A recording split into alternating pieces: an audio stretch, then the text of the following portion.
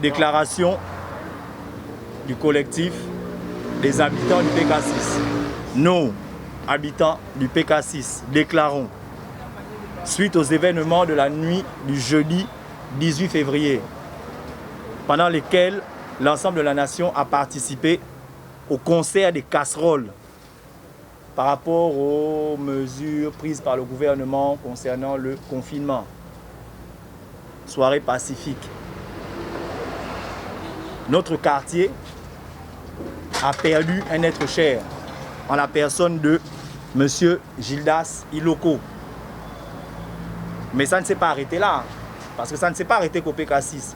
Nous avons aussi, et ce de manière officielle, appris qu'au PK11, un autre de nos frères, Shinki Derrick Emanvono, a lui aussi perdu la vie ce même soir.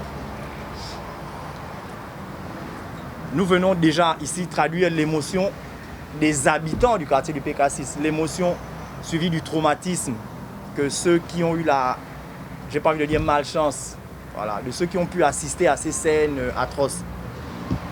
Donc, notre tristesse, notre émotion et notre colère. En effet, les conditions qu'on va qualifier de bizarres dans lesquelles nos frères ont été abattus par des personnes soulèvent de nombreuses interrogations. Assassinat volontaire, bavure. Ce qui nous choque le plus, c'est que le lendemain de ces événements, des individus sont venus dans notre quartier nous pousser à la désobéissance civile. Et ça aussi, ça nous inquiète. Nous tenons à rappeler à l'ensemble de la nation que nous ne sommes pas manipulables. Nous sommes en colère. Nous demandons justice. Nous demandons justice. Nous interpellons de ce fait la justice, les autorités de notre pays.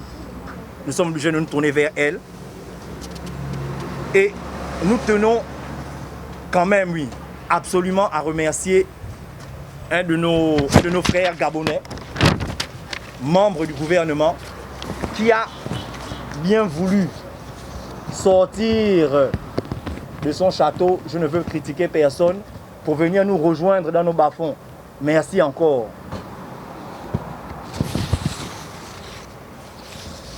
Nous attendons donc que les coupables de ces assassinats, parce que jusqu'à preuve du contraire, nous parlons d'assassinats, soient identifiés, arrêtés et punis.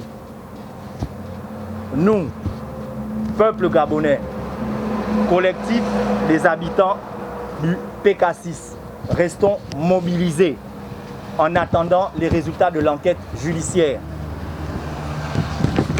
Nous ne céderons pas à la violence, parce qu'il y a dans cette affaire une femme et des enfants qui sont en jeu. Et la solution ne viendra que de l'oppresseur. Nous ne nous substituerons jamais ni à M. Iloko, ni à M. Emanvono.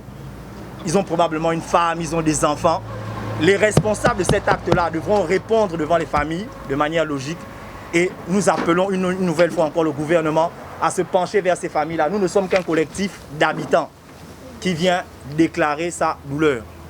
La même scène s'est passée au PK7, la même scène s'est répétée au PK6 et la même scène s'est répétée au PK11. Moi, en qualité de chef de la rue, en qualité de chef du quartier le plus jeune, je prends en main la sécurité de tous les alentours, afin que on pleure notre Iloko à nous tous. Nous avons créé quelque chose de formidable qui dit « Nous sommes tous Iloko » dans la base pour dire que nous pleurons pas seulement une seule personne, c'est le malheur de tout le Gabon. Tout le Gabon est en deuil, nous sommes tous en deuil. Par cette même occasion, nous allons faire la sécurité dans tous les PK, jusque lorsque la vérité sortira. Je vous remercie. Ya.